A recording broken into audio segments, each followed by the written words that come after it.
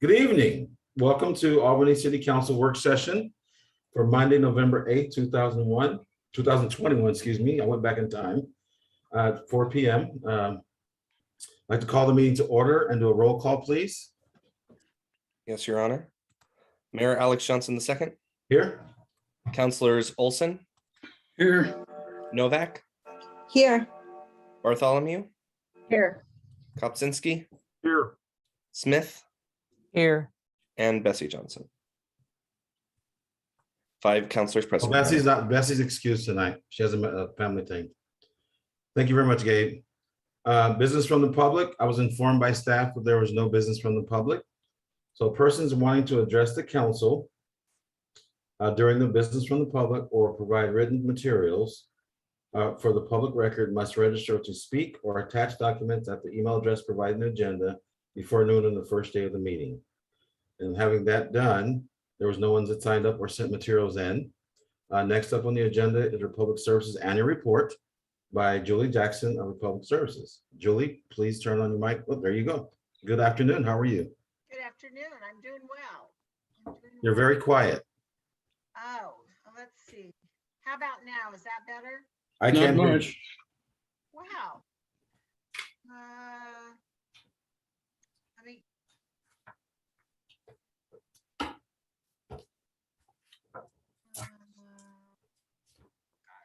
Can you hear me better now?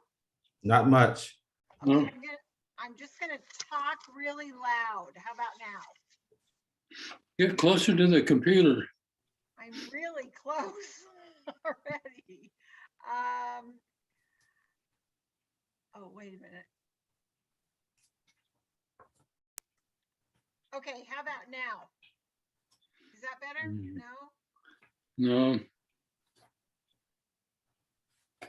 Bottom right of your screen on your taskbar, do you see a little microphone at the bottom, very bottom right? Up to 100. Okay, so also check the microphone icon in Zoom where you can mute yourself. There's a little arrow, pop that open and it should say audio settings, and check the input level on your microphone in there. Okay, what about now? There you go. Beautiful. Hey, thank you. That was good advice. No problem. So let me now I'm discombobulated. Okay, so I appreciate your time today. Thank you for the patience with the mic setting. I am here today to talk to you about a couple of things. Our annual rate modification calculation I sent to you. I think probably you all have it in your packet. And that, as I think expected, because CPI is so high this year, is 5.9%. That's pretty high in terms of an increase, although I will say there was no increase for 2021 or 2020, I believe. So it's just how it works. And we know that there are highs and lows, but they're on average, they run about 2.5% per year. And so this is much higher.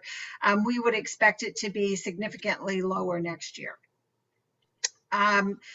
I also want to update you on something that I think you're probably seeing at the city and all other places of business, and that is a shortage of employees. Specifically for us, it's CDL truck drivers. The good news is, at the time I wrote this, we were pretty short staffed.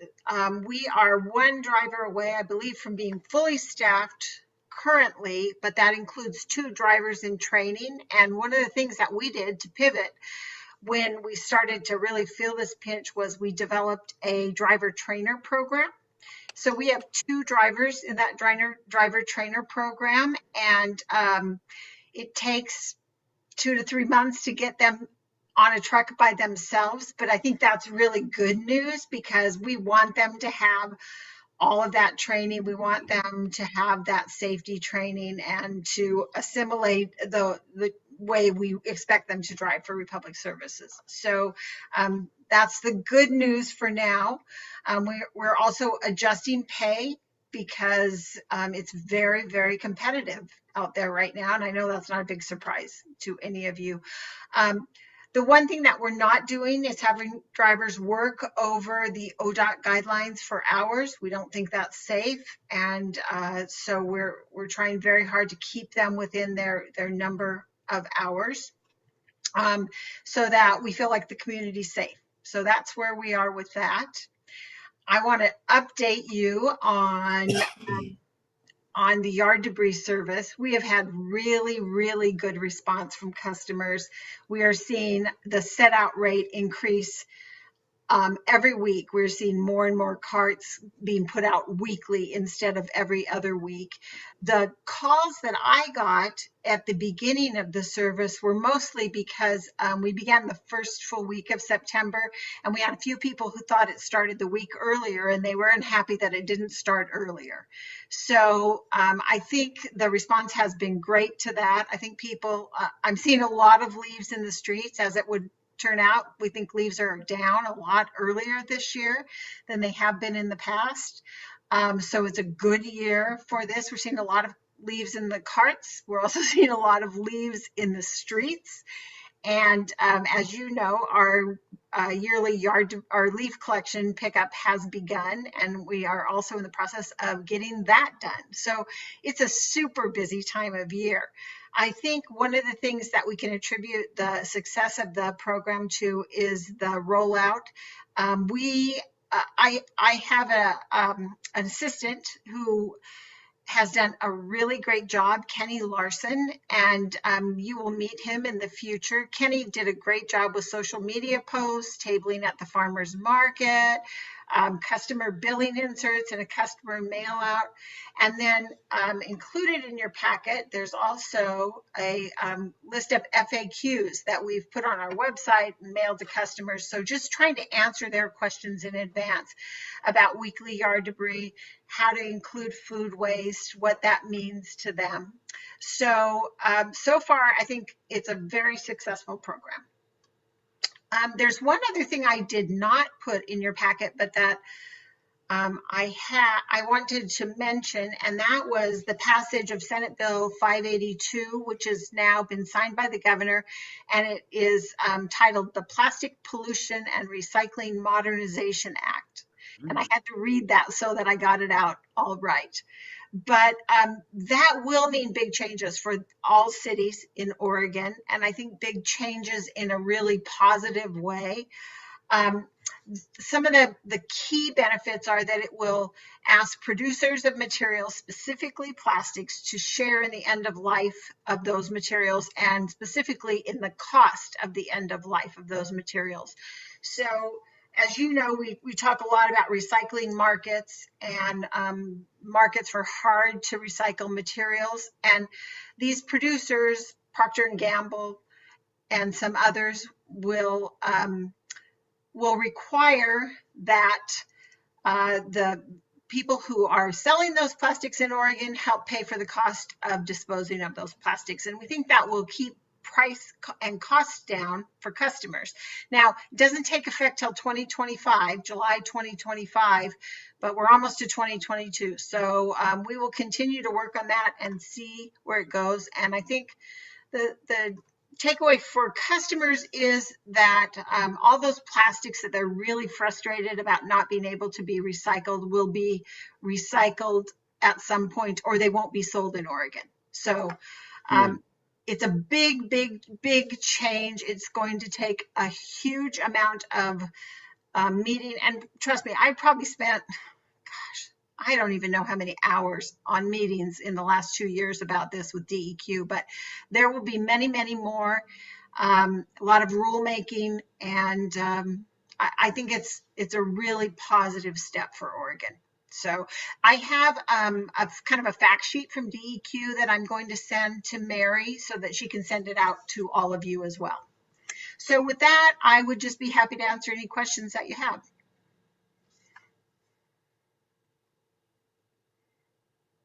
Councillor Kopczynski.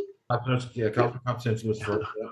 Hi, Julie. Hi. I've heard one anecdotal comment as we're rolling out the extra yard carts, that some folks wish to reduce the size to try to reduce their cost a little bit, but that you actually ran out of the smaller carts. Is that true? Um, we didn't run out because of that. We have a shipment that I believe is due in any day, but we will be switching those out for folks just as soon as we can. And I think the other thing that will play nicely into it, and we're seeing a little bit, is the 65-gallon cart that you guys approved adding to. In the past, we remember we had a 35-gallon cart and a 90-gallon cart. Last January, we added a 65-gallon cart. And so we are seeing some folks who want to reduce from a 90 to a 65 as well. And that's been I think that was a really successful move too, and really necessary. And I think it will incentivize waste reduction in some ways, incentivize people to do a better job getting what goes in the yard debris cart in that cart and what goes in the recycling in that cart, and save a little money in the meantime. If they reduce their cart size, by the way, they'll be saving money rather than paying more. Thank you. Thank you. Thank you. So I'm really happy about that 65. Yeah. Counselor, you have any, Counselor Kupczynski, anything else? Counselor Smith was next. Two things. The rate increase is right in line with the increase in Social Security coming up in January. That's a 6.2% increase, which is stunning in the Social Security world. And also, I just wanted to say, I love the weekly yard debris thing. It's one less thing to have to remember. And when you're retired, it's hard to remember the day to put it out there. So because all the days are the same.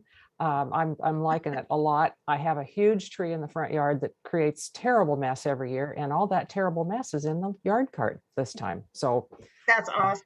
yeah, thank you. I think I've shared with you that in my neighborhood, my neighbors take their cue from me, and I have had to be so careful putting my yard debris cart out for fear of putting out the wrong week and having my neighbors all run and get theirs. So I know that there are many good reasons, sustainability speaking, to have it weekly, but just ease of knowing which week it is or isn't is huge for me. So anyone else have questions? So are you going to send that yard cart, the FAQs out to the city council or to? Yeah, I will send you both the yard debris FAQ and then the plastic pollution and recycling modernization act. It's a really good piece that DEQ has put together and really spells out how it will help cities. So, and along those lines, I have a lot of people that I work with that don't have email. Are you sending out a hard copy as well for a snail mail? It'll probably go out in our newsletter, at least a summary of it in our newsletter. And the one for the yard debris we mailed to customers as well. Thank you. Any other questions, council?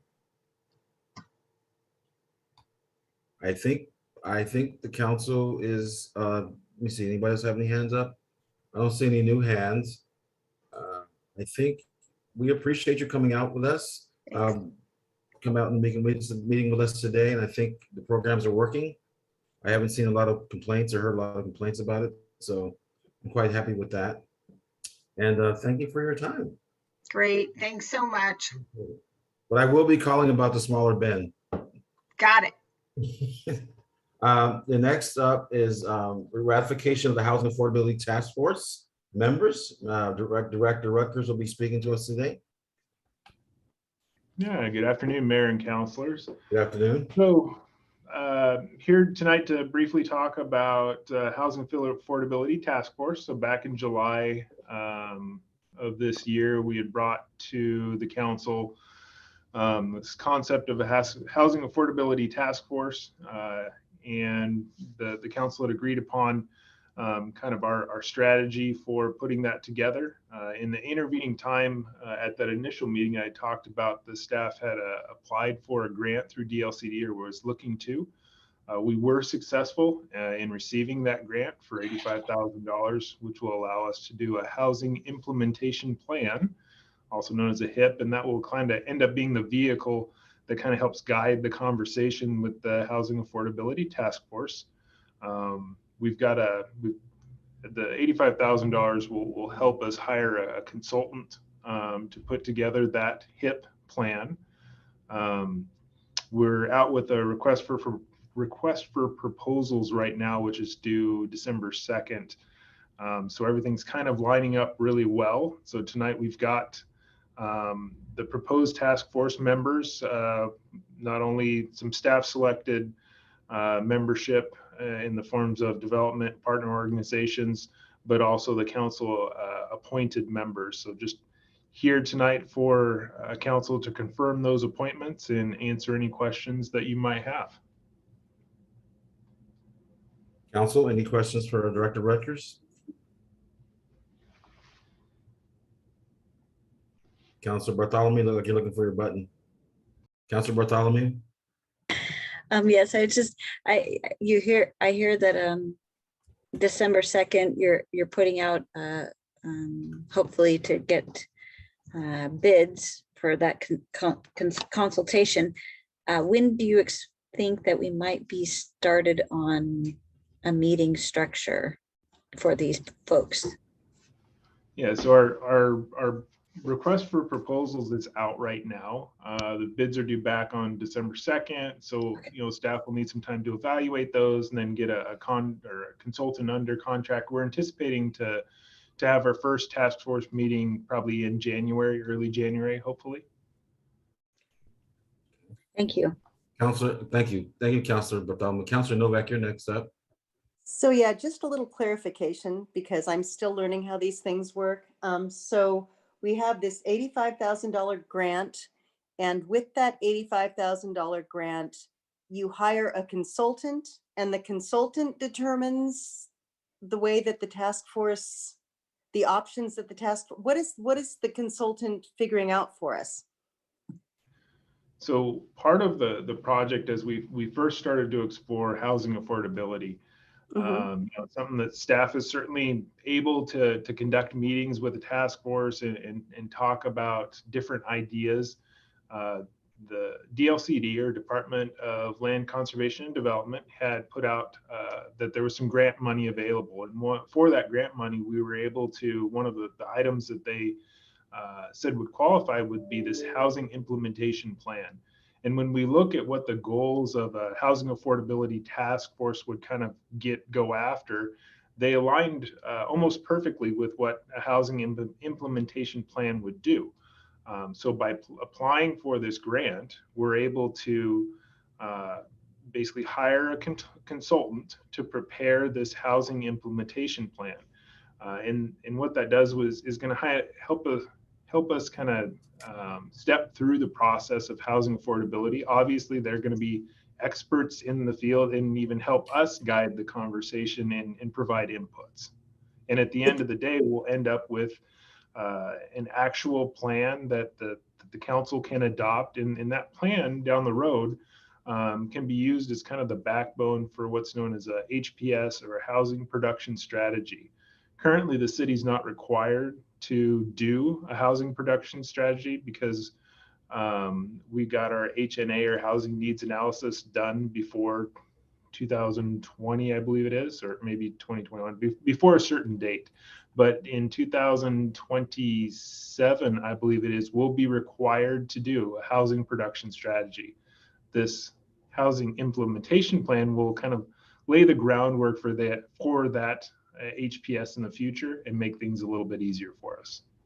Okay, I just want to make sure, in my understanding at least, that what these experts that we're paying $85,000 to do, that in no way will hamper the ability of our task force to, in no way like limit their input and their, okay, good. Just want to make sure.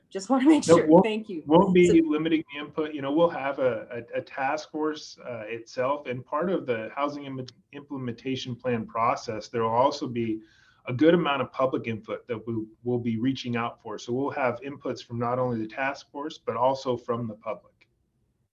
Okay. Thank you. Internet is bad. Wow. Thank you. You get your questions answered, Councilor Novak?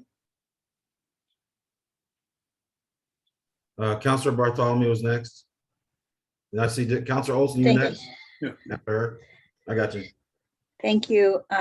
Thank you, Mayor. I just saw that we got some information from our League of Oregon Cities concerning funding for a homelessness response, coordinated city-county homelessness response. And I think that the task force would be good to know about that, and also that the council should understand it and consider responding this community has many people who are responding to that issue, both in the city and in the county. And I think we would be a good candidate for that. Amen. An hour ago. Yes, it came in today, this afternoon. This afternoon. Counselor Olson was, thank you, Counselor Bartholomew. Counselor Olson.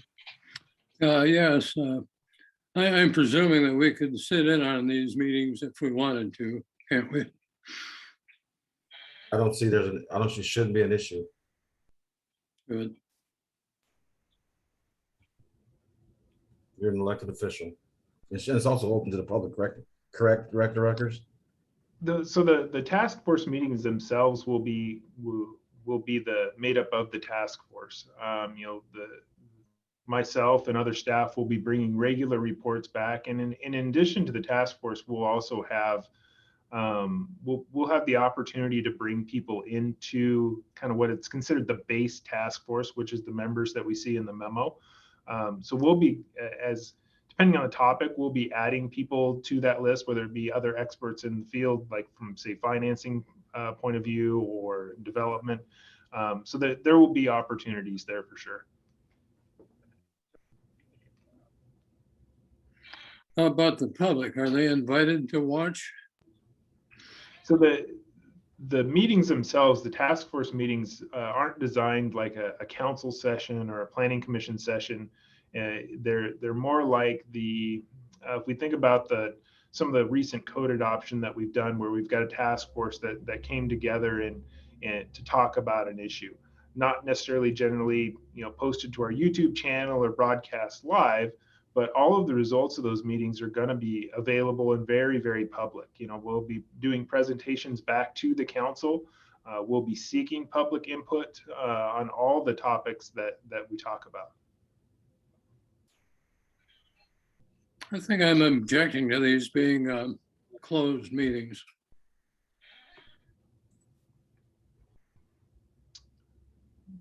Yeah, the intent of the task force is not to limit the amount of public input, because there's certainly still going to be public input. It is to keep a smaller group to be able to focus in on housing affordability itself and identify specific topics and items. And then there will be a public component to this, but certainly understand your concerns. Well, I guess I'll be somewhat questioning the results of this committee if it's going to be a closed committee like this. So what I understand about this, Counselor Olson, is that there will be outreach to the public to get input from them. Yeah. And so we're all about transparency, and I don't think this is going to be what you're concerned about. I really don't. After talking with Director Rutgers, he is very open about sharing information and getting information from the public. So I'm thinking it's a bad trend. there's no I don't bad think we've trend. done this in the past. There's going to be subgroups so people will get a chance, opportunity to participate. So Counselor Smith, go ahead. Thank you. It's not a precedent. It is a practice. We've had task forces for years that have done different projects. There was the Business Ready Task Force. There was the Dangerous Dogs Task Force. There have been task forces related to water and wastewater, and those are the one, and the tax, transient lodging tax. Those were limited groups that met on their own, and they reported out to the council later on. And the results of those meetings were discussed in public meetings. I don't believe these task force meetings are something that are required to be public under the public meetings law. But that would be a question for Sean. The bottom line is that we've done this many times and for years. If I may, Mayor, I'd also just throw in the fire and police stations. We had task forces evaluating our buildings and then making a recommendation to council.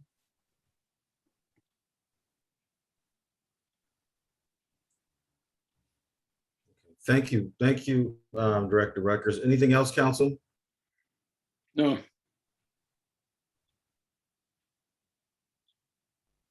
Okay, now I'm gonna find my agenda. All these windows open. Wait a second. It's right there. So, so what you're gonna need you want to vote on this, Director? Correct. What we're here to do is basically just have the council affirm or confirm the appointments that are in the memo that basically make up the task force. So council, do anyone want to make a motion to approve or ratify the task force? Councilor Kopczynski. I move that we approve the list as written. Seconded. There's a motion and a second. All those in favor say aye. Aye. Aye. Aye. Those opposed say no. Motion passes. Thank you very much, Director. I can't wait to get to work on this. It's fantastic. Thank you, everyone. Okay, the next on the agenda item is business from the council. Councilors, is there, Ray, Councilor Kopczynski, you're first on my screen. Okay, two items. First off, I'd like to give high fives and kudos to Shane Wooten and his team for driving Santa Claus down to the carousel for First Friday. It was an absolute, how do I put it politely, mob scene down there. Probably had about 70 kiddos that were sitting on Santa's lap over about an hour and a half period of time. A good time was had by all. Very, very, very enjoyable. And I just lost track of what I was going to say on my second topic because I was so involved with the helping Santa Claus. We can come back to it. We can come back to it, Councilor. It was very, very enjoyable and hope to keep going. And in December, we'll be having Santa Claus there all day, Saturday and Sunday, each weekend in Santa Claus at the carousel. So people can come down and have fun. Thank you. Councilor Olson, you're next up on my screen. nothing today. Thank you, Councilor. Councilor Bartholomew? I just would like to follow up with that. I responded to that email that was sent to us, but I'm really excited about that opportunity for because I think we're on the cusp of it, and it talks about developing a 5-year strategic plan to streamline and increase services and resources for people at risk. And I think it would just be a great thing for Albany and Lynn County to be involved in. So.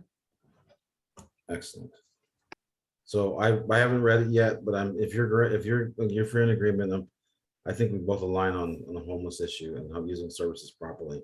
So Councilor Novak, you are next up on the screen. Thank you. I did reach out to you and Councilor Bartholomew earlier. Well, actually, it was toward the end of last week, and I don't know if you just didn't see what I texted you, but we had an issue that I've never seen before outside the back door of my family's business. I have seen it in the parking structure across from us, where people sometimes relieve themselves, and someone did in a really awful kind of way. And so I suggested that I would like to see if it would be possible that we could put a porta potty in every public park, because people need some place to relieve themselves. And I don't know if this was a person without a home. I don't know who it was. I just have no idea. All I know is we have an ordinance against that. We have an ordinance against human waste. And it's just not right. It's not right that people have no place to go to relieve themselves. All the bathroom doors everywhere that we used to have open for people are no longer, that we don't do that anymore. So we need to come up with a solution to this problem. And I guess having it right outside my back door sort of brought it to the forefront. And I'd like to see us do something. We need to do something. And I don't know if it might have been an individual that's been harassing us for a while on the phone. I don't know if they just decided to take it up a level, but I don't know if it was someone, like I say, who had nowhere to go to relieve themselves. And I have seen human waste and urine right across from us in a sheltered area where people park their cars. If you've ever been up and down that alley behind our restaurant, I've seen that plenty, but I've never had it right outside my back door, and never like this. So we need to do something, my friends. We need to do something. And That's Councilor, all I've got for now. I did see your message, and I do apologize for not responding right away. As you know, this is my time of year, and I'm up to Very busy, I know. Yeah, I just, So I will stop by and chat with you about it. Councilor Kapuscinski has a comment, I believe. To your point, Councilor Novak, the church down on the corner of about, what is it, 4th and Very. yeah, down there that has the porta potty in it. To the best of my knowledge, there has been 0 complaints by having the porta potty there. And I would have no problems whatsoever in revisiting that issue and allowing it on private property. So just my 2 cents. great. We need to do something. We need to have somewhere. Thank I you. would agree with those comments. Yeah, Councilor Dolson. Yeah, I think we need to take a closer look at Me it. too. Councilor Bartholomew, you said something, Councilor Bartholomew? Or you were agreeing with us?